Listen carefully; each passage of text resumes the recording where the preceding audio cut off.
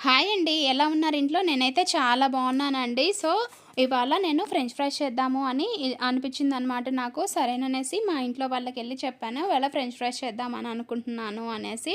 అప్పుడు వెంటనే మా హస్బెండ్ అన్న మాటేంటో తెలుసా? ఏంటి యూట్యూబ్ వీడియో కోసమే కదా అని.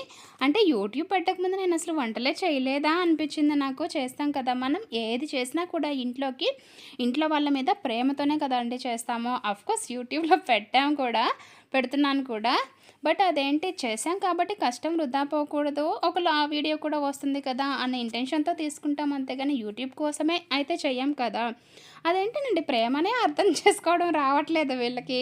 నేనేమో కష్టపడి ఇంత చేస్తుంటే క్రెడిట్ మాత్రం యూట్యూబ్‌కెళ్ళిపోతుంది. అదేంటో కానీ.